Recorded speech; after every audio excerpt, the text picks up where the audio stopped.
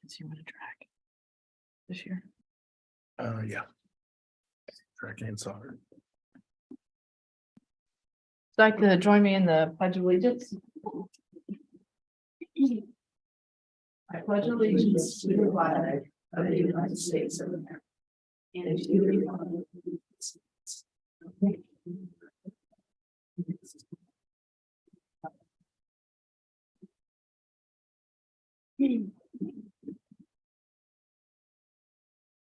Okay, calling the meeting to order.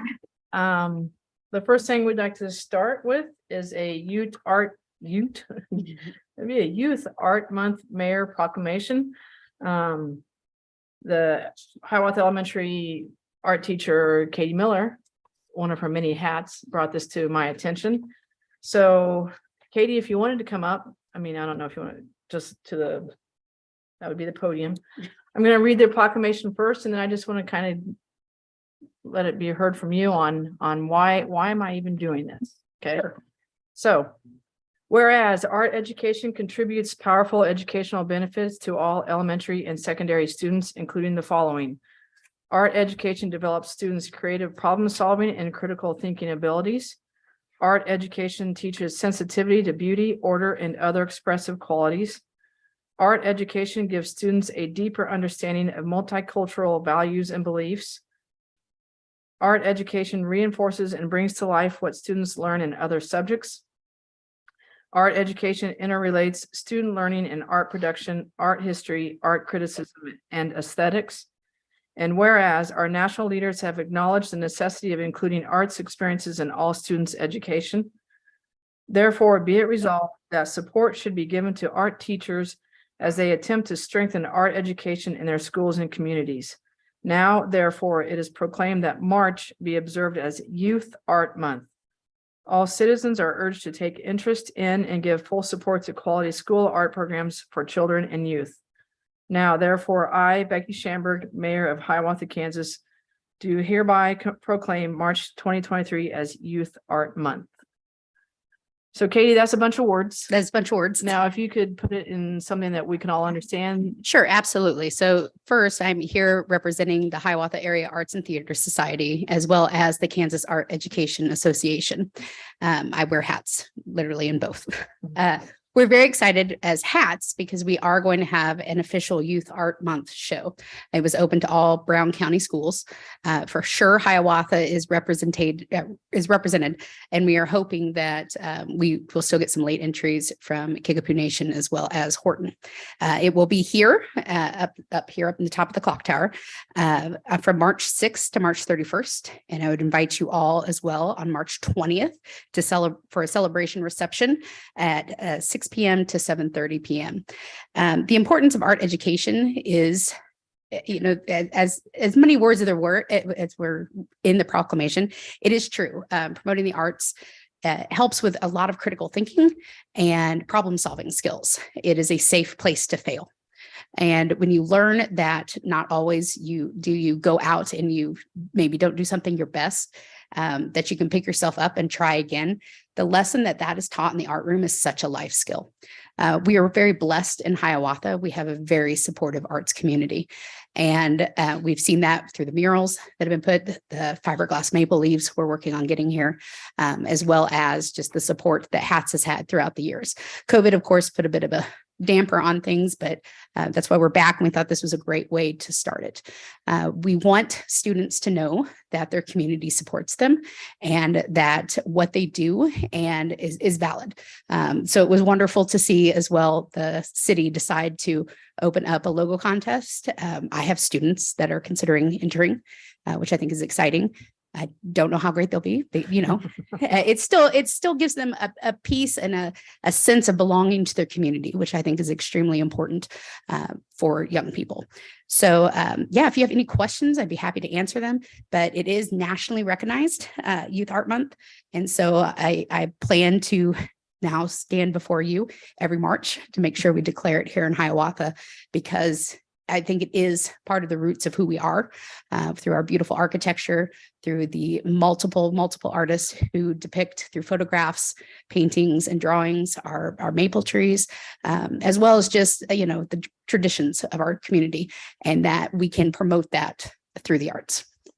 So thank you. Could you repeat those dates, please? Sure, I'd be happy to.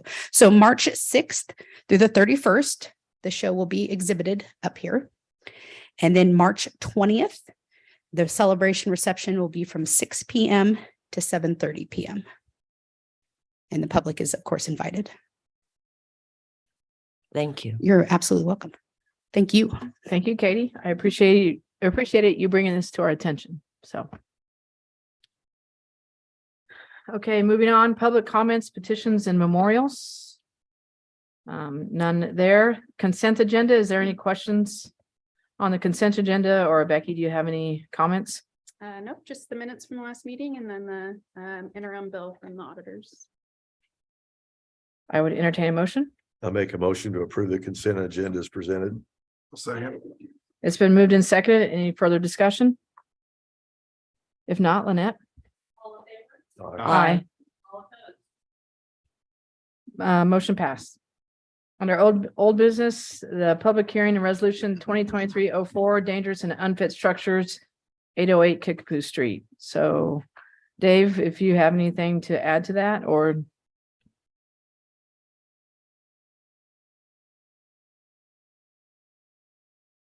No, I really don't have anything to add, although I don't believe that the property owner is here this evening. If there is anyone that wants to speak on their behalf, they're welcome to.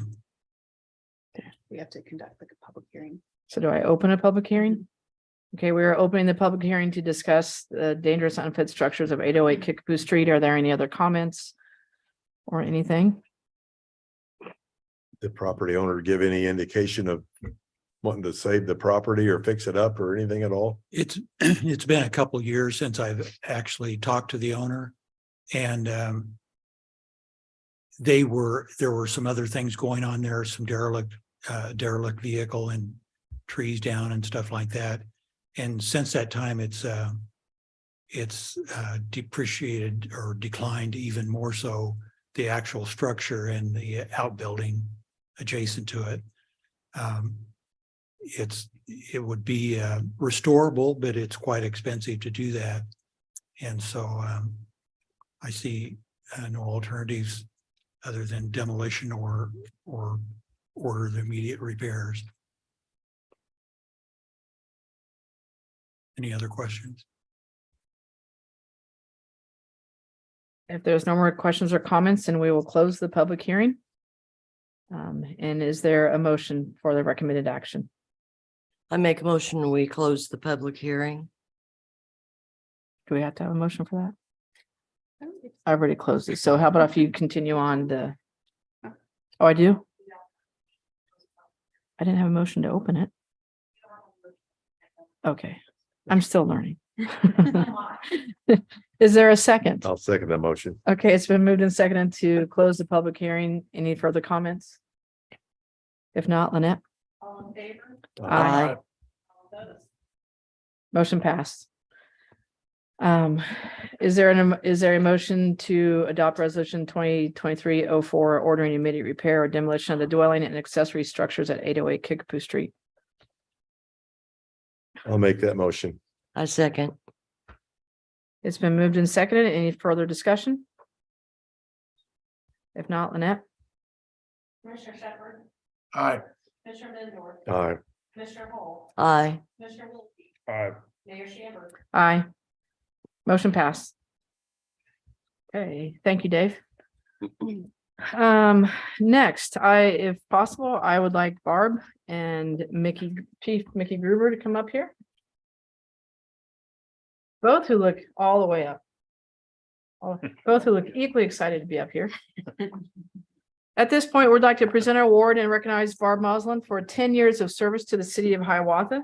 So I'm giving Mickey a chance to say anything that he would like to say. Anything I'd like to say. That is within reason and Appropriate. appropriate. All right. Barb's been here 10 years now. I'm coming up on 9 years. Over the last year, we've been through a lot. If it wasn't for Barb, I wouldn't be here. Brian Williams wouldn't be the captain. And we wouldn't be doing what we do without her. She recently was promoted to a department operations supervisor because she's that valuable to making us run and get done what we need to get done. So I'm glad she's here. Very grateful she's here, and she's been here for 10 years. 10 years. Today. 10 years today. So the certificate says, thank you for demonstrating the continued commitment required to achieve excellence and success to the city of Hiawatha. You make a difference. Presented on this 27th day of February, 2023. We'll do this like in another 5 years. We won't keep making it. So thank you very much for everything, Barb.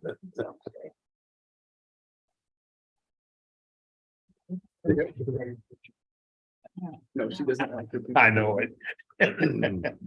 We're not gonna make you do cake and punch or anything, so. Yeah. I just want to add that I'm not going to say why, but this is a very exceptionally great day for Barb, being 10 years. And we're glad, Barb. Thank you. Okay, our next order of business is employee insurance benefits. So Becky, I will turn this over to you. All right, so about a month ago, we engaged with Waco Group, Benefits Group, which is who does the county's insurance. We got our renewal from Blue Cross Blue Shield, and it was a 12% increase. And we did not have sufficient budget to pay for that. We didn't really budget for an increase in health insurance rates because we didn't budget for dental insurance. It was just blank in the budget. So I think it was like a 6% increase that we budgeted for in health insurance, but then we didn't have a budget for dental. So anyway, we went out to market with Watco Group, Benefits Group. The commission action report is recommending that we go with the Aetna plan. But Greg Watkins with Watco Group, who's on via Zoom, received a very last minute quote from Blue Cross Blue Shield. And so now we need to talk through that. It came in like an hour ago. So Greg, I'll turn it over to you if you want to fill everyone in on what's going on. Okay, thank you so much. As Becky said, I'm Greg Watkins. I'm with Watco Benefit Group. I'm the principal of that firm. We're an employee benefits consulting company based out of Overland Park. We do quite a bit of business around the state of Kansas with Blue Cross Blue Shield and with various other vendors. We got referred in from the county and from some other people, and we're appreciative of the opportunity to help. As Becky said, what happens with your plan is you're what's called a ACA compliant plan with Blue Cross Blue Shield of Kansas. And basically what that means is your claims experience has no bearing on your renewal with Blue Cross. What that means is they take anybody at the rates that are quoted. And frankly, we went out to market and we were not able to find any fully insured ACA compliant groups with United Healthcare, with Humana, and with Aetna that were competitive. So that frankly is a good thing. The downside is you've got a $400,000 premium for 32 employees, give or take, which we thought was high relative to the market. So we went to market and we came up, like Becky said, we came up with a strategy through Aetna that is similar to what other companies are doing. And frankly, we could do this strategy with Blue Cross as well. But we landed on Aetna basically because your fixed cost for the plan went from your premium cost went from $400,000 per year to $295,000 per year. And that's, over $105,000 in savings. What we can do and what other cities and counties, and frankly, Brown County does the same thing, is they buy a high deductible health plan from Blue Cross and we get an administrator to process the claims. And I think I would reiterate that Becky and Lynette from the start, and were very clear that they did not want to reduce the benefits to the employees. So we wanted to keep the deductible as close as we could. We wanted to the current plan, we wanted to lower or keep the out of pocket the same to the employees without costing the city more money if we can. So we came up with a strategy through Aetna, and like the way a lot of these things work is when Blue Cross is pushed to look at other alternatives or frankly competition, we're able to leverage and get it doesn't always work this way. But at 3:30 today, we got a revised proposal from Blue Cross that frankly, I think, I think we need to consider the Blue Cross proposal because a couple things. One, we could keep the plan the way it is right now on a $1,500 deductible. The out-of-pocket is similar, and the copays are frankly better than what you have right now, and that premium goes to about $335,000 a year. So, really as a result of our efforts, if you will, just going to market, looking at different strategies, we were able to I think lower your cost by about $65,000, which that is one strategy. The other thing we can do if you want to is we could go to a high deductible health plan with Blue Cross. And when I look at the premium, Becky, and what we can get offline and do this when you want, we can weigh out the pros and cons associated with just keeping the plan at $1,500, which is your deductible with Blue Cross, and buying that plan for another year. Or we can entertain the strategy that we were utilizing with Aetna, which is raising the deductible. And if I look at my numbers right, that equates to about another $60,000 of reduced premium with Blue Cross. So we could be in a situation where you're like about $275,000 with Blue Cross instead of $400,000. Becky, I'm sorry to make the change here at the end, but ultimately our job is to, produce the best results that we can for the city. And we're very pleased that we're able to frankly do that through Blue Cross. Now something that I do want to mention, and this is a similar arrangement to what we have, our fees do not get paid by Blue Cross. They would be paid by the city, and the arrangement that we would have would be, and I explained this to Becky, in the neighborhood of 4 to 5% of the premium would be typical, or about 20% of the savings that we're able to generate. And what we'd basically bill you monthly, but those fees are included. I put the fees at $12,000 per year, and they're included in the fees at $335,000 with Blue Cross, or roughly $265,000 if you went, $275,000 if you went to the high deductible health plan. And Becky, I will firm all this up, but I'll just open it up to your group to ask any questions that you may have in regard to anything that I've talked about up to this point.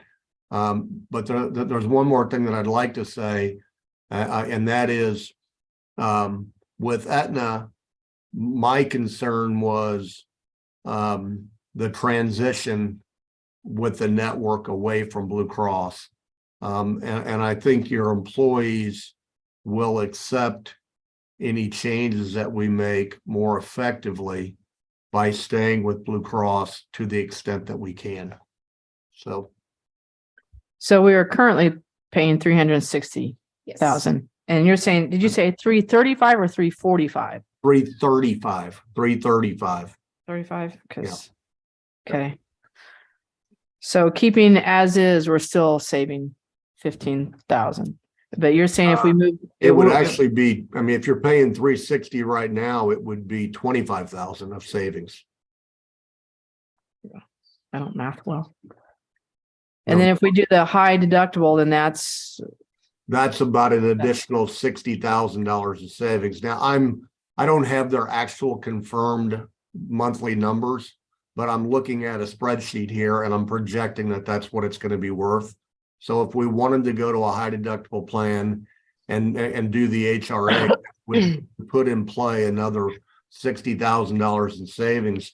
And Becky, that's why, I mean, I looked at it and thought, well, is there any business case to consider maintaining or maintaining the initial recommendation that we had, which was going to Aetna? Just to give you an idea, the Aetna premium was $293,000. I'm projecting 335 minus 60. Let's see, what is that? Bear with me here a second, if you don't mind.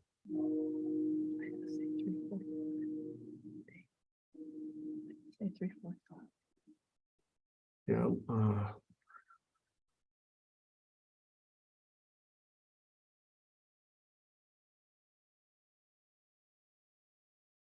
Yeah, 275,000. So, I mean, we would be another $18,000 cheaper with Blue Cross than staying with Aetna. So or then going to Aetna. That just doesn't make sense to me. I guess the only reason I'm confused is we have a paper in front of us that says the Hiawatha City employees effective 2023 to 2024, and the total premium comes down, it says 345. So I don't know what I'm looking at, if that's not right. I mean, That might be the employee or the city premium. I think the employees pay a portion of that, don't they? that could be. Just Yeah. for employee plus coverage. Okay. All Yeah. right. Yeah, I mean, just to clarify, the renewal premium was $404,797, and that's that spreadsheet Yeah. that we gave you. The Okay. current premium is $360,000. So, I mean, we're looking at about $25,000 in savings. Did you say you included your service fee of 4%? Is that what you said in that number, or is that on top of the 335? That's a good question. That's included in the number, sir. And it's not really 4%. It's $1,000 a month. So it's what we're billing in. So it's actually a little bit, it's a little bit less than 4%. Yes, sir.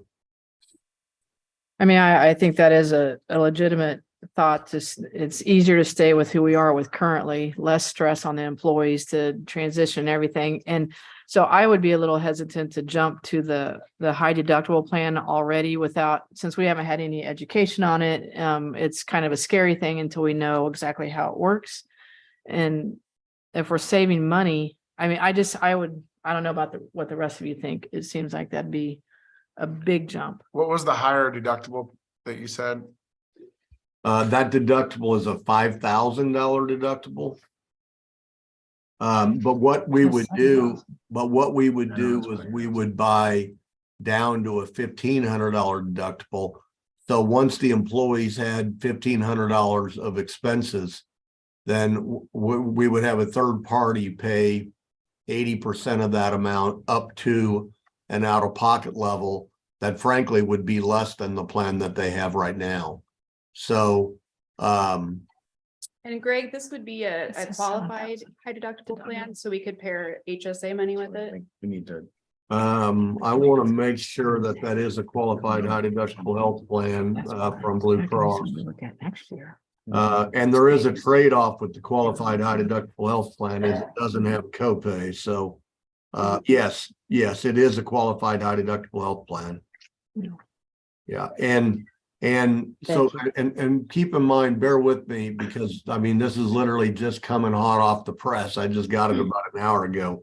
But this plan has a $5,000 deductible which is a lower deductible than what the Aetna plan had. The Aetna plan had a $7,350 deductible that we were buying. So this plan would actually limit the out-of-pocket to the employees because we do a $1,500 deductible.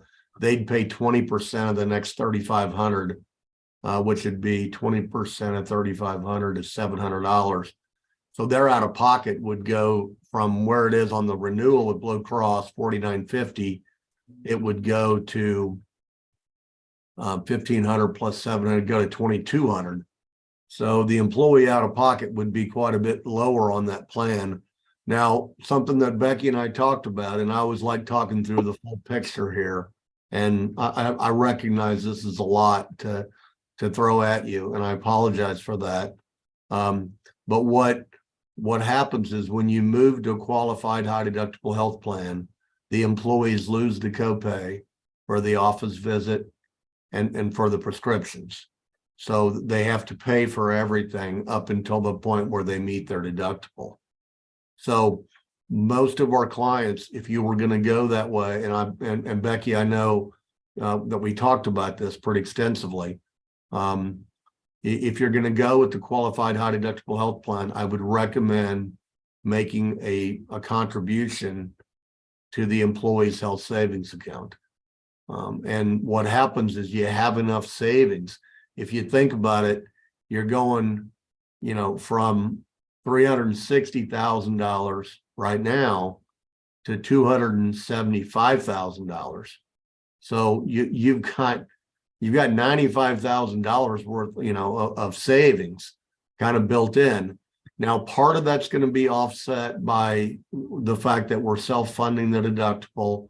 Part of that is going to be offset by whatever contribution you want to make to the HSA. And there's a lot of pieces here, and I apologize for that. We can go down that route, but frankly, I think we were forced to go down that route when we were looking at a $400,000 premium with Blue Cross Blue Shield without any options at all. I think the reason we even considered going with that high deductible plan was because of the fact that it was above the budget of what we had. To me, I mean, honestly, it would make more sense to go ahead and buy the $1,500 deductible, keep the plan very similar to the employees, because we can do that at $335,000, which is $25,000 lower than what you're paying now. And then we keep that high deductible in our pocket for the future, because I can tell you the rates are going to go up. So that's the way I would proceed. That would be my recommendation, but we could go either way. Do we have HSAs now? No. And would those be rollover HSAs, or are those use it or lose it? Yeah, I mean, if we went that way, that would be a rollover. So, I mean, and the employees could supplement, they could supplement a contribution to the HSA for out-of-pocket expenses, and whatever they wouldn't use would carry over. And what's the maximum you can have in that HSA? That's a good question. It's for single, and I haven't looked at the numbers recently, but it's around $3,400 for single. For family, it's twice that. So it actually might be a little bit higher than that, but it's about, I think it's about 6,800 or about 3,400. And then if you're over age 55, there's a supplement that you can put in of an additional $1,000 or such. So, and all that money is tax-free. I mean, as long as you use it for medical expenses, it's a tax-free expense. So I like them a lot. And frankly, most of our clients have those. So. And is it just a one-time deposit from the employer? I mean, so 1 year we, Just recommending doing that. Yeah. You can set it up however you want. Right. But most of the but it's time- not like it's annual where we would. No. Yeah, I mean, that's Good. what I would tell the employees, that, we're setting it up on a one-time fee, and we'll consider, it's not a guaranteed thing. Frankly, a lot of our clients will not put it in up front. They'll do like a $50 monthly contribution. So that's another option. That way, if somebody leaves, you haven't pre-funded their HSA. So there's kind of some pros and cons on that, but I think when we're moving from a plan with the copay, and you all have a much better idea on your turnover up there than I do.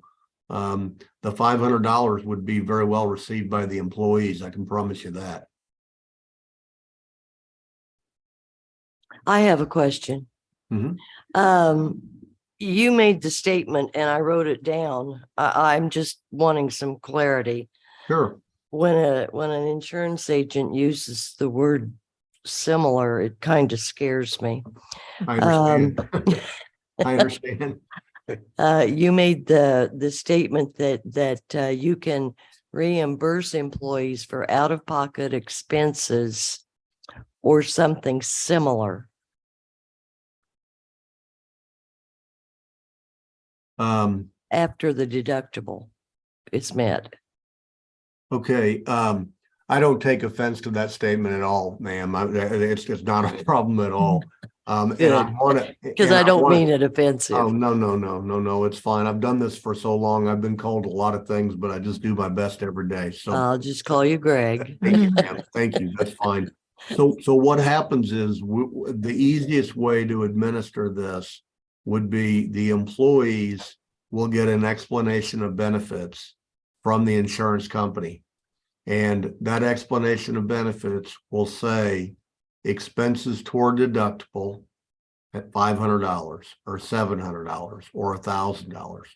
Once that explanation of benefits says $1,500, at that point, then the reimbursement arrangement that we have, and frankly, this company that we work with is called Further, and they're integrated with Blue Cross. So we can have the EOB sent directly to this company. And once they get the $1,500 of deductible set up, then the employee will automatically get whatever percentage you want to pay. If you want to pay, if I say it would be the city, they would set up whatever, it's 80% after the $1,500 deductible. And then we would coordinate that, ma'am, up to the point where they met the $5,000 deductible.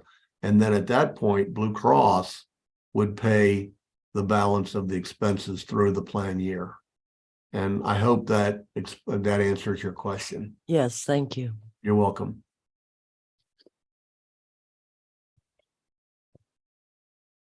So like I said, your recommendation is just to stay with the current plan that we have. And then we investigate into the high deductible perhaps next year. Is that fair enough to say, or? Well, I mean, I just heard an awful lot of interest in the HSA, and I like the HSA an awful lot as well. And you're going to free up an awful lot of money. I mean, a lot of savings, and you could talk to the county over there on how they're doing it. That they have not had many people meet their out-of-pocket level at all. So, I mean, this could work out. I mean, it's going to be more change, more dramatic for the employees if we did the HSA. So, if you wanted to just say, we're going to keep the plan where it is, I think we've got a really good strategy for that. On the other hand, if you want to do the health savings account, I think we've got I think you're in a win-win situation. I think you could go either way, and I would support either way, ma'am, honestly. My concern is having enough time to research the rest of the HSA plan Mhm. and educate our employees. Yeah. It is going to be a big shift in what they're used to seeing and doing. I had one of those where I worked and it was great. I was all in favor of it, but yeah, I think that's kind of a big step. We got to get this. We got to get something going here by April, right? yes, sir. Mhm. Because that's when our premiums due. So Yeah. I'm on the favor of it, but I think in a month's time, it's going to be asking too much. Yeah. That's my opinion. We're saving money, 25,000, Mhm. right? Yeah. So I'd say go ahead and just deal with what we have. And we can work on it the next year on. I think HSAs are good to have regardless, so we could go ahead and get those lined out if it's not real expensive anyways. And then we can have hard numbers that we could show people, and it would Yeah, I mean, Becky, what's your opinion? I had an HSA high deductible plan, at every job I've had for 12 years, something like that. And I love them, but it is a lot of education. When I was in Atchison, they had switched, I think, the year before I got there. And it was difficult for employees. But everyone liked it, later on, Mhm. but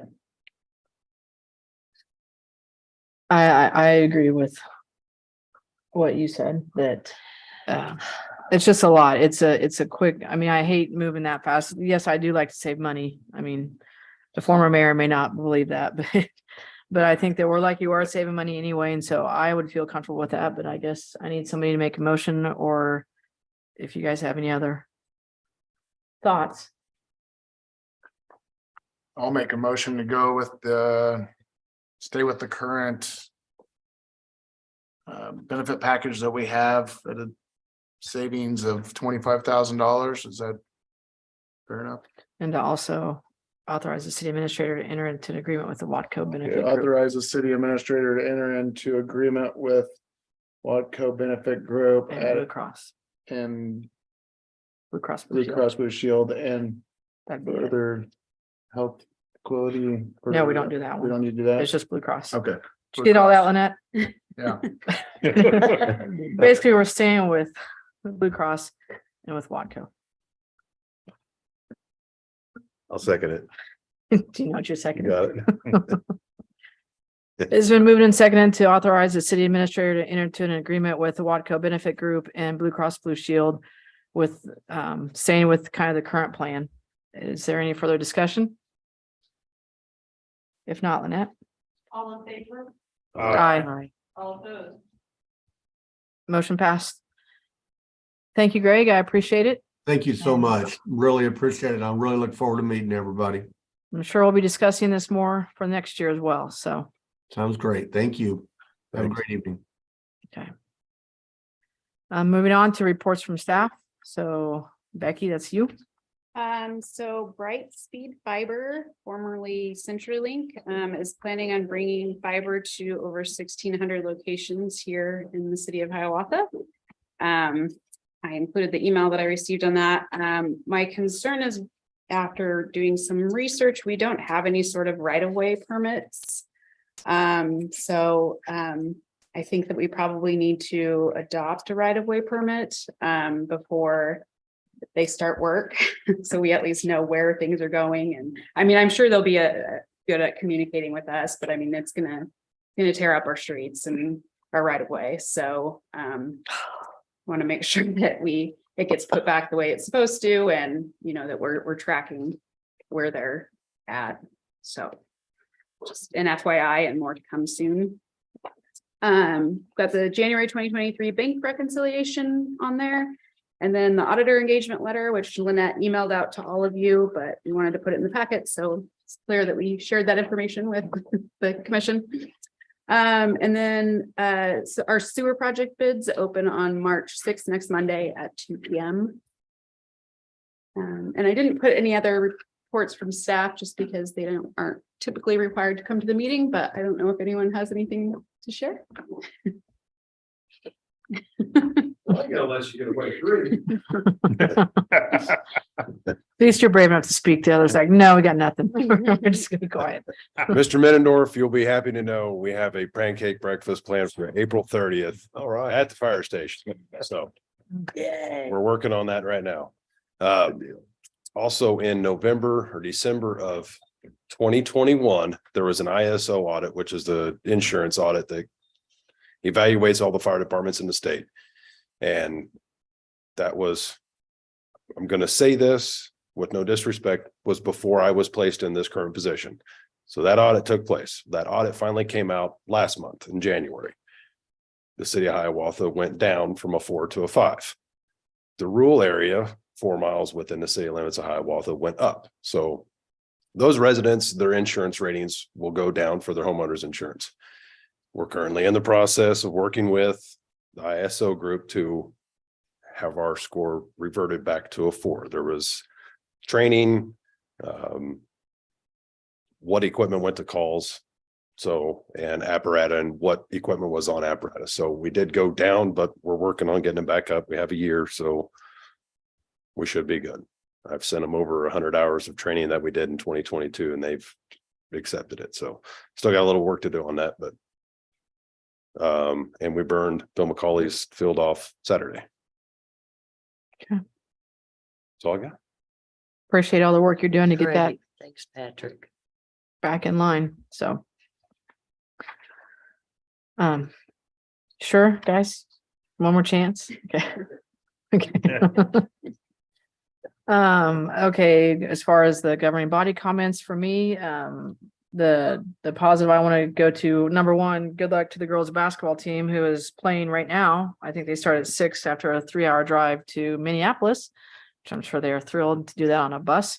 And then they have to come back and some of the girls are taking the ACT tomorrow. So, pays to be a high school athlete. But anyways, there's sub-state first round and then the boys start tomorrow. So good luck to that.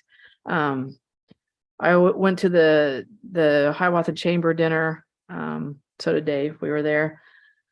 Some nice things. And of course, Katie Miller's already gone, but she was kind of the MC of the whole thing, talking about some of the neat stuff coming in. But one of the things she said is that we have a lot to stay positive in this town and it's easy to point out the negative, but the chamber does a great job of pointing out the positives. And I want to state again that Jeff May was named the volunteer of the year for all the stuff that he's done. So he needs to be recognized again. Organization of the year was the Brown County Humane Society. So they were there to get their little award. And the business of the year was the Creamery. So it was a good time. Lots of good things and lots of people who care about Hiawatha. And so it was an evening well spent. So Commissioner Wilkie. I have nothing in mind. Okay, how about you, Tony? Well,